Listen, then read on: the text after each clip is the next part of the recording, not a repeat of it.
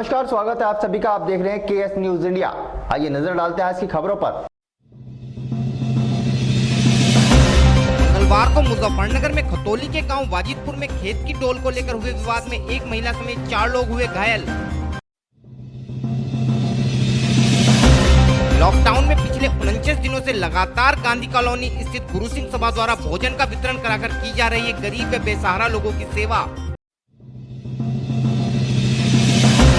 मंगलवार को मुजफ्फरनगर की भोपा पुलिस ने मुठभेड़ के बाद 15,000 के एक इनामी बदमाश को किया गिरफ्तार।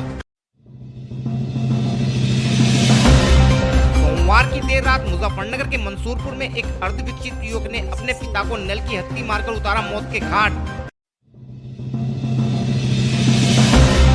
मंगलवार को पुरकाजी क्षेत्र में एक प्लाई फैक्ट्री में काम करने वाले बिहार व बंगाल के प्रवासी मजदूरों ने प्रशासन से लगाई उन्हें उनके घर भिजवाने की गुहार।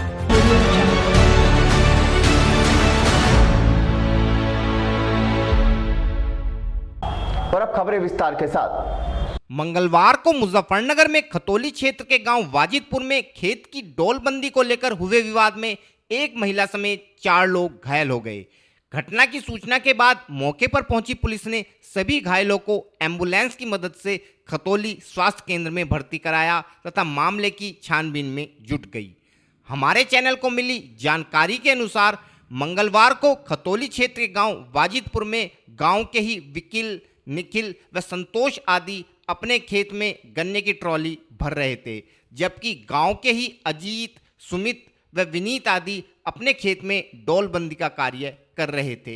इसी दौरान एक पक्ष के विकिल आदि ने दूसरे पक्ष के अजीत व उसके सहयोगियों पर उनके खेत की डोल काटने का आरोप लगाया, जिस कारण दोनों पक्षों में विवाद होने लगा व देखते ही देखते दोनों पक्षों के लोग एक दूसरे से भिड़ गए। इस मारपीट में अजीत व उसके सहयोगियों ने मारपीट कर एक महिला समेत 4 लोगों को घायल कर दिया। मारपीट की सूचना पर खतौली पुलिस तुरंत मौके पर पहुंची तथा घायलों को उपचार के लिए चिकित्सालय भिजवाया तथा दोनों पक्षों से तहरीर लेकर मामले की जांच में जुट गई। इस विषय में जानकारी देते हुए पीड़ित पक्ष के वकील व एम्बुलेंस चालक ने बताया, सर हम तो खेत पे थे, अपने गन्ने भर रहे थे। दूसरे परिगान जो थे ये अपने खेत पे पूरी उससे बैठे थे, लड़ाई की उससे हमारी डोल जो था इन्होंने काट के पलट फेंक दी थी। हम जो गए हमने कहा कि ऐसा क्यों, तो हमारे ऊपर बूझना कुछ नहीं, मारना पिटाई शुरू कर दी इन्होंने। हम तो अपने गन्ने भर रहे थे, हमें पता भी नहीं था लड़ाई होएगी या नहीं। ये इन्होंने फ़ोन करा अपने घरों, एकदम से आए सारे कट्टे बंदूक लेके और हम अपना खाली अपना ट्रॉली भरने के चक्कर में थे, हमें कोई पता नहीं था लड़ाई होएगी या नहीं।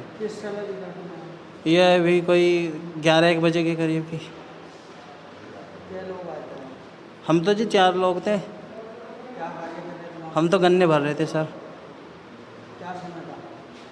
समय तो ऐसे कोई ट्रॉली भर रहे थे तो 10:30 के करीब ऐसा ही। हाँ तो 11 बज के 11:15 बजे के करीब पुलिस आई। फिर हाँ जी फ़ोन किया था हमने।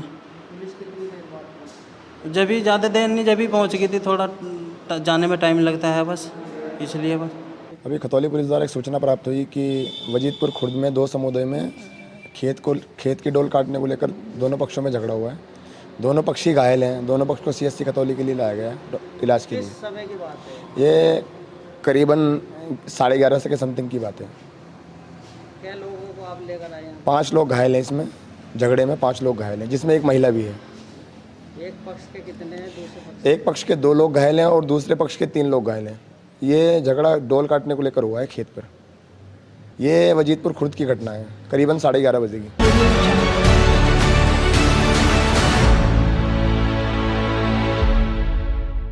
मंगलवार को पूरे देश में कोरोना महामारी को फैलने से रोकने के लिए जारी लॉकडाउन का 49वां दिन था। इन 49 दिनों में पूरे देश की जिंदगी मानो थम सी गई है। इस लॉकडाउन में सबसे ज़्यादा दिक्कतों का सामना गरीब व बेसहारा लोगों को करना पड़ रहा है, क्योंकि लॉकडाउन के कारण इन लोगों के राशन पानी के सभी स्रोत बंद हो गए हैं। हालांकि सरकार द्वारा अपनी ओर से इन लोगों के भरण पोषण हेतु युद्ध स्तर पर प्रयास किए जा रहे हैं, लेकिन 130 करोड़ के आबादी वाले देश में ये प्रयास नाकाफी साबित हो रहे हैं। ऐसे समय में समाज के इस तबके की मदद के लिए अनेक सामाजिक व धार्मिक संगठनों ने आगे आकर मदद का हाथ बढ़ाया है तथा प्रतिदिन अपनी सामर्थ्य अनुसार भोजनों के पैकेटों का वितरण इस प्रकार के संगठनों द्वारा किया जा रहा है। मुजफ्फरनगर में भी लॉकडाउन के पहले ही दिन से नगर के गांधी कॉलोनी स्थित गुरुद्वारा गुरु सिंह सभा द्वारा गुरुद्वारा परिसर में स्वयंसेवकों द्वारा भोजन तैयार कराकर प्रशासन के माध्यम से ऐसे गरीब व बेसहारा लोगों में वितरित कराया जा रहा है। गुरु सिंह सभा द्वारा कराए जा रहे इस पुनीत कार्य में सिख समाज के सभी युवा व महिलाएं बढ़ चढ़कर अपना योगदान दे रहे हैं तथा स्वयं अपने हाथों से भोजन बनाकर प्रशासन को उपलब्ध करा रहे हैं ताकि संकट की इस घड़ी में भी जनपद का कोई भी व्यक्ति भूखे पेट न सो सके। इस विषय में और अधिक जानकारी देते हुए गुरु सिंह सभा के जनरल सेक्रेटरी सरदार धनप्रीत सिंह चन्नी बेदी ने बताया। ये गुरुद्वारे में आज नहीं, जब से लॉकडाउन शुरू हुआ है तब से रेगुलर गुरुद्वारे में लंगर की सेवा चल रही है। जो जरूरतमंद लोग हैं हमारे शहर में उनको पहुँचाया जाता है वो लंगर ही सारा। यहाँ से कैसे आप पहुँचाते हैं खाना? यहाँ से हम प्रशासनिक आदमी को इतला करते हैं कि हमारे साथ लंगर तैयार है, 200-300 पैकेट वो हमारे से ले जाते हैं। और आज हमारे साथ युवा पंजाबी संगठन की टीम गुरुद्वारा साहब में सेवा करने आई है और पूरी टीम का पूरा सहयोग है और पूरे डिस्ट्रिक्ट गुरुद्वारे में काम कर रही है, हमारे साथ सेवा कर रही है। टाइम हो गया आपको गुरुद्वारा में? हमें आज लगभग 41 दिन से ऊपर हो गए सेवा करते गुरुद्वारा साहब में। जब से लॉकडाउन स्टार्ट हो तब से गुरुद्वारे में रेगुलर सेवा चल रही है। हर रोज लंगर बन के नागा कोई ऐसा दिन नहीं जिसमें लंगर ना तैयार हो रहा हो और गुरुद्वारा साहब में दिया जा रहा है।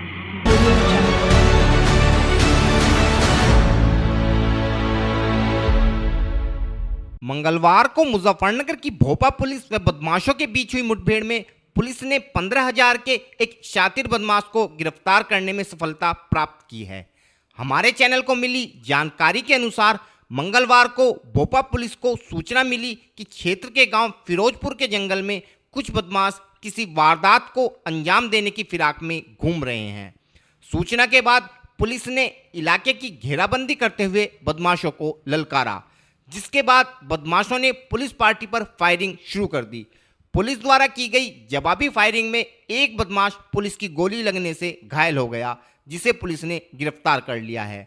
हालांकि मुठभेड़ के दौरान एक सिपाही भी बदमाशों की गोली से घायल हुआ है।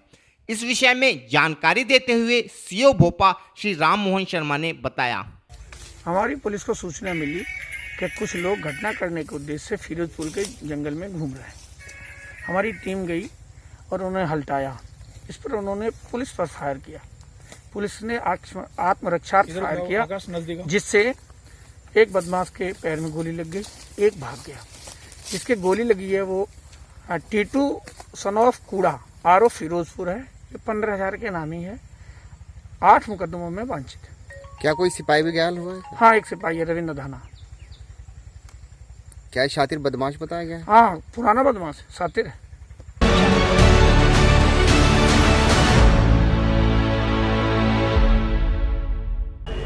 वक्त हो चला है केएस न्यूज इंडिया में एक छोटे से ब्रेक का।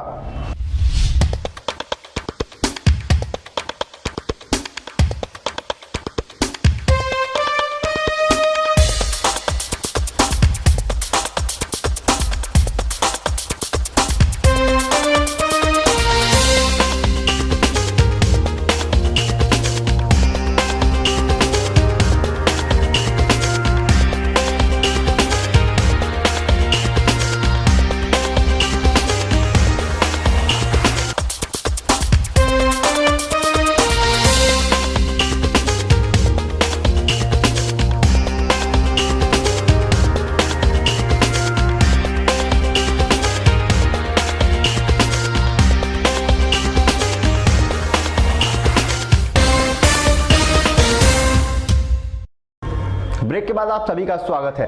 सोमवार की देर रात मुजफ्फरनगर में मंसूरपुर क्षेत्र के गांव नावला में एक अर्धविकसित युवक द्वारा अपने पिता की नल की हत्ती से पीट कर हत्या कर दी गई। सूचना के बाद मौके पर पहुंची पुलिस ने शव को कब्जे में लेकर पंचनामा करने के बाद पोस्टमार्टम के लिए भिजवाया। हमारे चैनल को मिली जानकारी के अनुसार सोमवार की रात मंसूरपुर क्षेत्र के गांव नावला निवासी मेहरबान अपने घर में सोया था। रात में 3 बजे के लगभग मेहरबान के अर्धविकसित पुत्र रिहान ने मेहरबान के सिर पर नल की हत्ती से वार कर उसे बुरी तरह घायल कर दिया तथा इलाज के अभाव में मेहरबान की मौके पर ही मौत हो गई। सुबह के समय जब मेहरबान के परिजनों ने उसका खून से लथपथ शव देखा तो उन्हें पूरा माजरा समझते देर न लगी। परिजनों द्वारा तुरंत इस घटना की सूचना मंसूरपुर पुलिस को दी गई, जिसके बाद पुलिस ने मौके पर पहुंचकर शव का पंचनामा भरकर पोस्टमार्टम के लिए भिजवाया तथा आरोपी युवक को हिरासत में लेते हुए मामले की छानबीन शुरू कर दी। घटना के विषय में जानकारी देते हुए सीओ खतौली श्री आशीष प्रताप सिंह ने बताया। सुबह जानकारी हुई कि नावला में एक व्यक्ति की मृत्यु हो गई है। पुलिस जब गई तो वहाँ पर पता लगा कि मेहरबान लगभग उम्र 85 वर्ष की मृत्यु कारित की गई है, जो उसका बेटा है रेहान। बाद में गांव वालों से और अन्य लोगों से पता चला कि इस व्यक्ति की मानसिक स्थिति ठीक नहीं है और इसने नल के हत्थे से अपने पिता की मृत्यु कारित कर दी है। गिरफ्तारी करके जल्दी जेल भेजा जाएगा और अपराधियों के विरुद्ध कार्रवाई की जाएगी।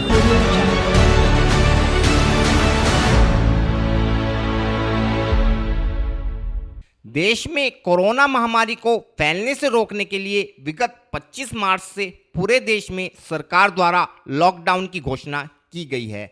लॉकडाउन के कारण पूरे देश में लाखों लोग जहां तहां फंस गए हैं तथा इन लोगों के परिजन लगातार इन लोगों से फोन द्वारा संपर्क कर इन्हें घर वापस आने के लिए कह रहे हैं, लेकिन लॉकडाउन के कारण पूरे देश में बस व रेल सेवा बंद होने की वजह से ये लोग अपने घर वापसी नहीं कर पा रहे हैं।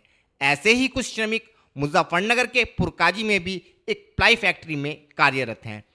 बिहार व बंगाल के निवासी इन मजदूरों की कुल संख्या 28 है तथा ये लोग किसी भी प्रकार अपने घर जाने की आस लगाए हैं, लेकिन प्रशासन से भी कई बार गुहार लगाने के बावजूद अभी तक इन लोगों की घर वापसी की कोई व्यवस्था नहीं हो पाई है। हालांकि फैक्ट्री स्वामी अपने खर्च पर भी इन लोगों को इनके घर भेजने के लिए तैयार है, लेकिन प्रशासन द्वारा इस संबंध में भी कोई परमिशन नहीं दी गई है। इस विषय में जानकारी देते हुए इन मजदूरों ने बताया। क्या नाम आपका? अतीर हुसैन। कहाँ के रहने वाले? वेस्ट बंगाल, उत्तर दिनाजपुर जिला।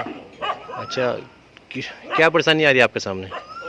हमें बस कुछ नहीं, हमें घर जाना है। हमारा घर वाला रो रहा है, घर जाने के लिए बोल रहा है बस।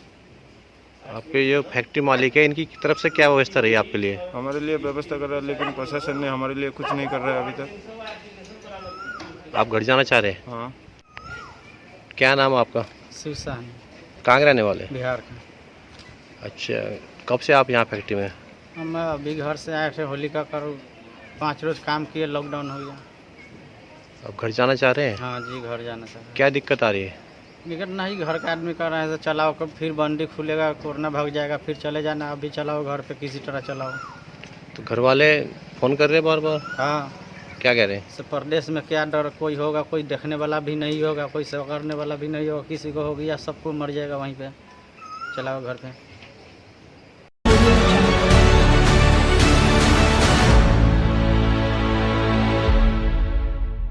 आज के बुलेटिन में इतना ही। कल फिर होंगे हाजिर कुछ नई और ताजा खबरों के साथ। देखते रहिए केएस न्यूज़ इंडिया।